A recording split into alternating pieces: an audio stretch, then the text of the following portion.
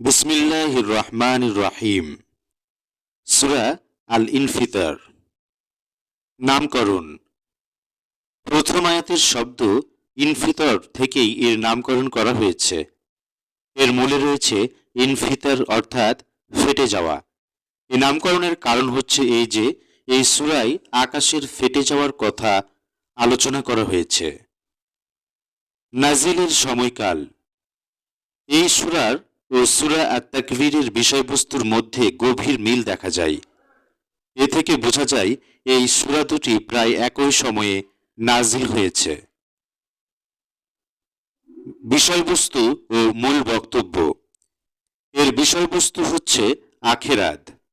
মুসনাদে আহমদ, তিরমিজি, ইবনুল মানজার, তাবারানী, হাকেম ও ইবনে মারদুইয়ায় হযরত আব্দুল্লাহ ইবনে ওমর রাদিয়াল্লাহু তাআলা আনহুর একটি বর্ণনা উদ্ধৃত হয়েছে। তাতে রাসূলুল্লাহ সাল্লাল্লাহু আলাইহি ওয়াসাল্লাম বলেছেন, যে ব্যক্তি কিয়ামতের দিনটি নিজের চোখে দেখতে চায় সে যেন সূরা তাকবীর, সূরা ইনফিতার ও সূরা ইনশিকাক পড়ে নেয়। এখানে প্রথমে কিয়ামতের দিনের ছবি তুলে ধরা হয়েছে। বলা হয়েছে প্রত্যেক ব্যক্তি দুনিয়ায় যা কিছু করেছে কিয়ামতের দিন তা সবই তার সামনে উপস্থিত হবে। তারপর মানুষের মনে অনুভূতি জাগানো হয়েছে যে সৃষ্টিকর্তা তোমাকে অস্তিত্ব দান করলেন এবং যার অনুগ্রহে তুমি আজ সমস্ত সৃষ্ট জীবের মধ্যে সবচেয়ে ভালো শরীর ও অঙ্গ প্রত্যঙ্গ সহকারে বিচরণ করছো, তিনি কেবল অনুগ্রহীকারী, ইনসাফকার নন। তার সম্পর্কে তোমার মনে কে এই প্রতারণার জাল বিস্তার করল? তার অনুগ্রহের অর্থ এ নয় যে তুমি তার ন্যায়নিষ্ঠ ব্যবহার ও বিচারের ভয় করবে না। তারপর মানুষকে সাবধান করে দেয়া হয়েছে, তুমি কোন ভুল ধারণা নিয়ে বসে থেকো না। তোমার পুরো আমলনামা তৈরি করা হচ্ছে। অত্যন্ত নির্ভরযোগ্য লেখকরা সবসময় তোমার সমস্ত কথাবার্তা, উঠা বসা, চলাফেরা ও যাবতীয় কাজকর্ম লিখে চলছেন। সবশেষে পূর্ণ দৃঢ়তার সহকারে বলা হয়েছে, অবশ্যই একদিন কিয়ামত হবে। সেদিন নেককার লোকেরা জান্নাতে সুখের জীবন লাভ করবে এবং পাপীরা জাহান্নামের আযাব ভোগ করবে। সেদিন কেউ কারোর কোনো কাজে লাগবে না।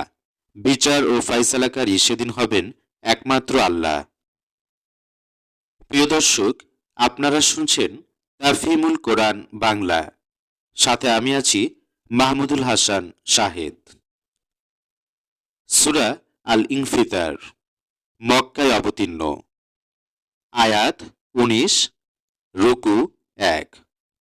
বিসমিল্লাহির রহমানির রহিম। পরম করুণাময় মেহেরবান আল্লাহর নামে। ইযাস সামাউ ফাতারাত ওয়া ইযাল কাওয়াকিবু ইনতাসারাত ওয়া ইযাল বিহারু ফুজ্জিরাত ওয়া ইযাল কুবুরু বু'থিরাত আলিমাত নাফসুম মা কদ্দামাত ওয়া আখখারাত। বাংলা অনুবাদ। যখন আকাশ ফেটে যাবে তখন তারকারা চারদিকে বিক্ষিপ্ত হয়ে যাবে। তখন সমুদ্র ফাটিয়ে ফেলা হবে এবং যখন কবরগুলো খুলে ফেলা হবে তখন প্রত্যেক ব্যক্তি তার সামনের ও পেছনের সবকিছু জেনে যাবে। ব্যাখ্যা। টিকা ১। সূরা তাকবীরে বলা হয়েছে সমুদ্রগুলোতে আগুন ধরিয়ে দেয়া হবে এবং এখানে বলা হয়েছে সমুদ্রগুলোকে ফাটিয়ে ফেলা হবে। এই উভয় আয়াতকে মিলিয়ে দেখলে এবং কোরআনের দৃষ্টিতে কিয়ামতের দিন এমন একটি ভয়াবহ ভূমিকম্প হবে যা কোনো একটি বিশেষ এলাকায় সীমাবদ্ধ থাকবে না, বরং একই সময় সারা দুনিয়াকে প্রচণ্ডভাবে আলোড়িত করে দেবে। এ বিষয়টিকেও সামনে রাখলে সমুদ্রগুলোর ফেটে চৌচির হয়ে যাওয়ার ও তার মধ্যে আগুন লেগে যাবার প্রকৃত অবস্থাটি আমরা অনুধাবন করতে পারি।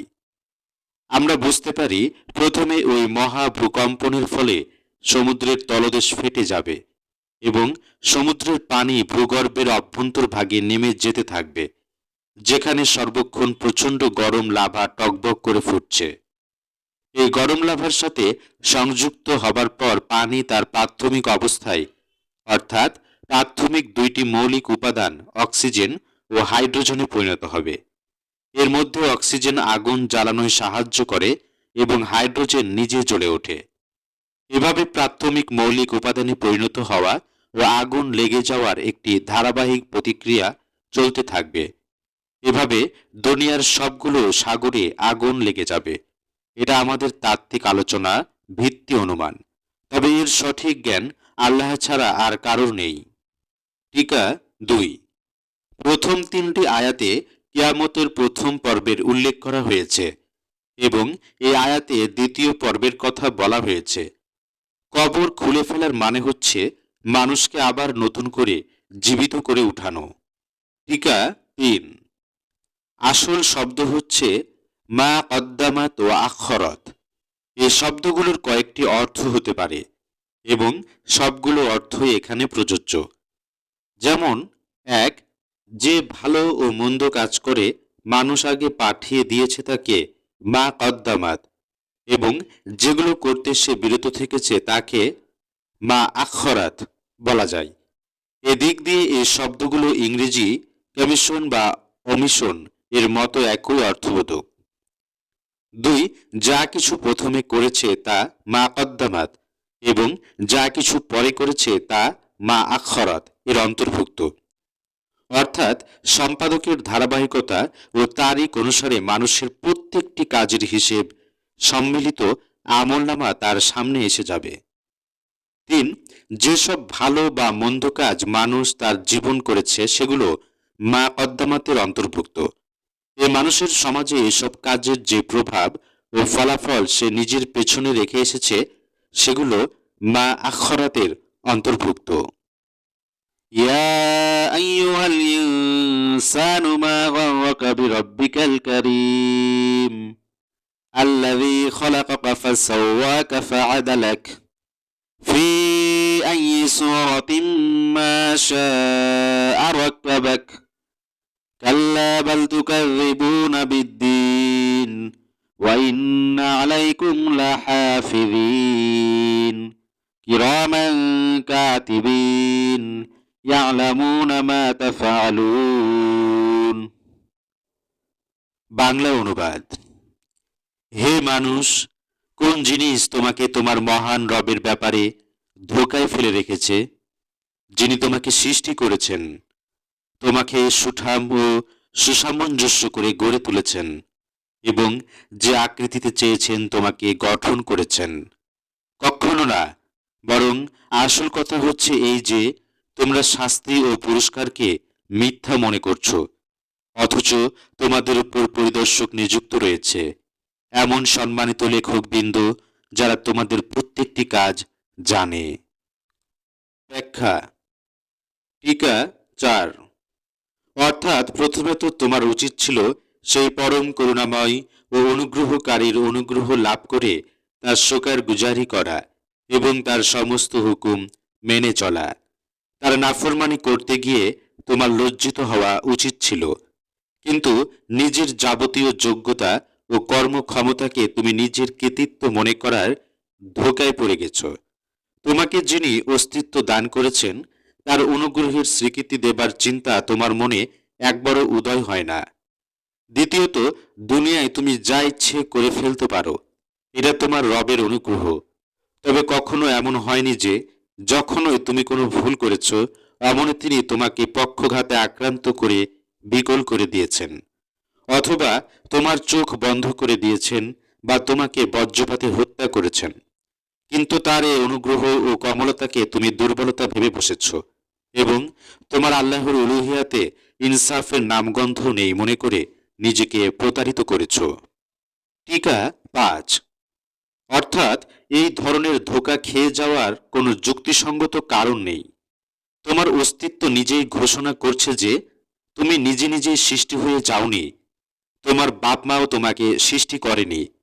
তোমার মধ্যে যেসব উপাদান আছে সেগুলো নিজে নিজে একত্র হয়ে যাওয়ার ফলেও ঘটনাক্রমে তুমি মানুষ হিসেবে তৈরি হয়ে যাওনি, বরং এক মহাজ্ঞানী ও মহাশক্তিধর আল্লাহ তোমাকে এই পূর্ণাঙ্গ মানবিক আকৃতি দান করেছেন। তোমার সামনে সব রকমের প্রাণী রয়েছে, তাদের মোকাবেলায় তোমার সবচেয়ে সুন্দর শারীরিক কাঠামো এবং শ্রেষ্ঠত্ব ও উন্নত শক্তি একেবারেই সুস্পষ্ট। বুদ্ধির দাবি তো এই ছিল, এসব কিন্তু দেখে কৃতজ্ঞতায় তোমার মাথা নত হয়ে যাবে এবং সেই মহান রবের মোকাবেলায় তুমি কখনো নাফরমানি করার দুঃসাহস করবে না। তুমি এও জানো যে তোমার রব এক কেবলমাত্র রহিম ও করিম, করুণাময় ও অনুগ্রহশীলই নন, তিনি জব্বার ও কাহ্হার, মহাপরাক্রমশালী এবং কঠোর শাস্তি দানকারীও। তার পক্ষ থেকে যখন কোনো ভূমিকম্প, তুফান বা বন্যা আসে, তখন তার প্রতিরোধের জন্য তোমরা যতই ব্যবস্থা অবলম্বন করো না কেন, সবকিছুই নিষ্ফল হয়ে যায়। তুমি একথাও জানো তোমার রব মূর্খ অজ্ঞ নন, বরং তিনি মহাজ্ঞানী ও মহাবিজ্ঞ। জ্ঞান ও বিজ্ঞানের অপরিহার্য দাবি হচ্ছে এই যে, যাকে বুদ্ধি জ্ঞান দান করা হবে তাকে তার কাজের জন্য দায়ীও করতে হবে। যাকে ক্ষমতা ইখতিয়ার দেয়া হবে, সেই ক্ষমতা ইখতিয়ার সে কিভাবে ব্যবহার করেছে তার হিসেবও তার কাছ থেকে নিতে হবে। যাকে নিজ দায়িত্বে সৎ ও অসৎ কাজ করার ক্ষমতা দেয়া হবে, তাকে তার সৎ কাজের জন্য পুরস্কার ও অসৎ কাজের জন্য শাস্তিও দিতে হবে। এসব সত্য তোমার কাছে দিনের আলোর মতো সুস্পষ্ট। তাই তোমার মহান রবের পক্ষ থেকে তুমি যে ধোঁকায় পড়ে গেছ, তার পেছনে কোনো যুক্তিসঙ্গত কারণ রয়েছে এ কথা তুমি বলতে পারবে না। তুমি নিজে যখন কারোর কর্মকর্তা হবার দায়িত্ব পালন করে থাকো, তখন তোমার নিজের অধীন ব্যক্তি যদি তোমার ভদ্রতা ও কমল ব্যবহারকে দুর্বলতা মনে করে তোমার মাথায় চড়ে বসে, তাহলে তখন তুমি তাকে নিজ প্রকৃতির বলে মনে করে থাকো। কাজেই তোমার প্রকৃতি এ কথা সাক্ষ্য দেবার জন্য যথেষ্ট যে, প্রভুর দয়া, করুণা ও মহানুভবতার কারণে তার চাকর ও কর্মচারীর কখনো তার মোকাবেলায় দুঃসাহসী হয়ে যাওয়া উচিত নয়। তার এই ভুল ধারণা পোষণ করা উচিত নয় যে সে যা ইচ্ছা তাই করে যাবে এবং এই জন্য কেউ তাকে পাকড়াও করতে ও শাস্তি দিতে পারবে না। টিকা 6। অর্থাৎ যে জিনিসটি তোমাকে ধোঁকায় ফেলে দিয়েছে তার পিছনে আসলে কোনো শক্তিশালী যুক্তি নেই, বরং দুনিয়ার এই কাজকর্মের পরে আর কোনো কর্মফল জগৎ নেই। নিছক তোমার এই নির্বোধ ধারণাই এর পেছনে কাজ করেছে। এই বিভ্রান্ত ও ভিত্তিহীন ধারণায় তোমাকে আল্লাহ থেকে গাফিল করে দিয়েছে। এরই ফলে তুমি আল্লাহর ন্যায় বিচারের ভয়ে ভীত হও না এবং এটি তোমার নৈতিক আচরণকে দায়িত্বহীন বানিয়ে দিয়েছে। টিকা 7। অর্থাৎ তোমরা চাইলে কর্মফল দিবসকে অস্বীকার করতে পারো, তাকে মিথ্যা বলতে পারো, তার প্রতি বিদ্রুপান নিক্ষেপ করতে পারো, কিন্তু এতে প্রকৃত সত্য বদলে যাবে না। প্রকৃত সত্য হচ্ছে এই যে, তোমাদের রব এই দুনিয়ায় তোমাদেরকে লাগামহীনভাবে ছেড়ে দেননি, বরং তিনি তোমাদের প্রত্যেকের ওপর অত্যন্ত সত্যনিষ্ঠ তত্ত্বাবধায়ক নিযুক্ত করে রেখেছেন। তারা নিরপেক্ষভাবে তোমাদের সমস্ত ভালো ও মন্দ কাজ রেকর্ড করে যাচ্ছে।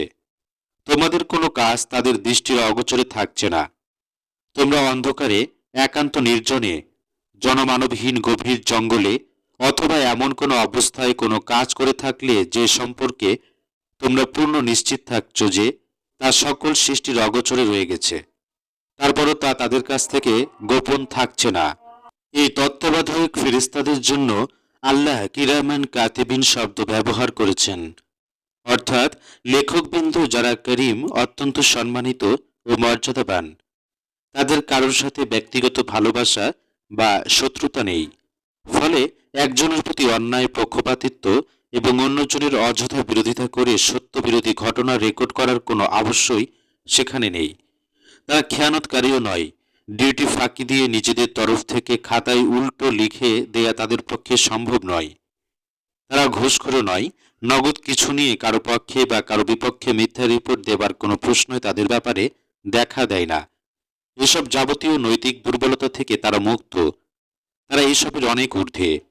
কাজেই সৎ ও অসৎ উভয় ধরনের মানুষের নিশ্চিত থাকা উচিত যে তাদের প্রত্যেকের সৎ কাজ হুবহু রেকর্ড হবে এবং কারোর ঘাড়ে এমন কোনো অসৎ কাজ চাপিয়ে দেওয়া হবে না যা সে করেনি। তারপরে ফেরেশতাদের দ্বিতীয় যে গুণটি বর্ণনা করা হয়েছে তা হচ্ছে, তোমরা যা কিছু করো তা তারা জানে। অর্থাৎ তাদের অবস্থা দুনিয়ায় সিআইডি ও তথ্য সরবরাহ এজেন্সিগুলোর মতো নয়। সব রকমের প্রচেষ্টা ও সাধ্য সাধনার পরও অনেক কথা তাদের কাছ থেকে গোপনে থেকে যায়, কিন্তু এই ফেরেশতারা প্রত্যেক ব্যক্তির প্রত্যেকটি কাজ সম্পর্কে পুরোপুরি অবগত। সব জায়গায় সব অবস্থায় সকল ব্যক্তির সাথে তারা এমনভাবে লেগে আছে যে তারা জানতেই পারছে না যে কেউ তাদের কাজ পরিদর্শন করছে। কোনো ব্যক্তি কোনো নিয়তে কী কাজ করছে তাও তারা জানতে পারে। তাই তাদের তৈরি করা রেকর্ড একটি পূর্ণাঙ্গ রেকর্ড। এই রেকর্ডের বাইরে কোনো কথা নেই। এ সম্পর্কে সূরা কাহফের ৪৯ নং আয়াতে বলা হয়েছে, কিয়ামতের দিন অপরাধীরা অবাক হয়ে দেখবে তাদের সামনে যে আমলনামা পেশ করা হচ্ছে তার মধ্যে তাদের ছোট বড় কোনো একটি কাজও অলিখিত থেকে যায়নি। যা কিছু তারা করেছিল সব হুবহু ঠিক তেমনইভাবে তাদের সামনে আনা হয়েছে। ইন্নাল আবরার লাফি নাঈম ওয়া ইন্নাল ফুজ্জার লাফি জাহিম ইয়াসলাউনাহা ইয়াওমাদ্দিন ওয়া মা হুম আনহা বিগাইবিন ওয়া মা আদরাকা মা ইয়াউমুদ্দিন সুম্মা মা আদরাকা মা ইয়াউমুদ্দিন ইয়াওমা লা তামলিকু নাফসুন লিনাফসিন শাইআ ওয়াল আমরু ইয়াওমাইযিন লিল্লাহ। বাংলা অনুবাদ। নিঃসন্দেহে নেক লোকেরা পরম আনন্দে থাকবে, আর পাপীরা অবশ্যই যাবে জাহান্নামে। কর্মফলের দিন তারা তার মধ্যে প্রবেশ করবে এবং সেখান থেকে কোনো ক্রমেই সরে পড়তে পারবে না। আর তোমরা কি জানো ওই কর্মফল দিনটি কি? এটি সেই দিন যখন কারোর জন্য কোনো কিছু করার সাধ্য কারোর থাকবে না। ফায়সালা সেদিন একমাত্র আল্লাহর ইখতিয়ারে থাকবে। ব্যাখ্যা। টিকা ৮। অর্থাৎ কাউকে সেখানে তার কর্মফল ভোগ করার হাত থেকে নিষ্কৃতি দান করার ক্ষমতা কারোর থাকবে না। কেউ সেখানে এমন প্রভাবশালী বা আল্লাহর প্রিয়ভাজন হবে না যে আল্লাহর আদালতে তার রায়ের বিরুদ্ধে বেঁকে বসে এ কথা বলতে পারে, অমুক ব্যক্তি আমার আত্মীয়, প্রিয় বা আমার সাথে সম্পর্কিত, কাজেই দুনিয়ায় সে যত খারাপ কাজ করে থাকুক না কেন তাকে তো মাফ করতেই হবে। সাদাকাল্লাহুল আযীম। আমি আশা করছি ভিডিওটি আপনাদের ভালো লেগেছে। অবশ্যই ভালো লেগে থাকলে আমাদের একটি ভিডিওতে লাইক করবেন এবং কমেন্টে আপনার ব্যক্তিগত মতামত অবশ্যই জানাবেন। আপনাদের মতামতগুলো আমাদের কাজের অনুপ্রেরণা যোগায়। এবং আমি আশা করছি যে এই ভিডিওতে আপনারা অনেক কিছু শিখতে পেরেছেন, যেটা হয়তো বা আগে আপনাদের জানা ছিল না। তো আমাদের এই ভিডিওগুলো আপনার আত্মীয় স্বজনের কাছে, বন্ধু বান্ধব, সহযোগী সহকর্মীদের কাছে বেশি বেশি করে শেয়ার করবেন, যাতে আমরা দিনের আলোটা সর্বত্র ছড়িয়ে দিতে পারি। তো আজকে আমি বিদায় নিচ্ছি। পরবর্তী সূরাতে আবার আপনাদের সাথে কথা হবে। ততদিন সকলে ভালো থাকবেন, সুস্থ থাকবেন এবং তাফহিমুল কোরআন বাংলা চ্যানেলের সঙ্গেই থাকবেন। আসসালামু আলাইকুম ওয়া রাহমাতুল্লাহি ওয়া বারাকাতুহু।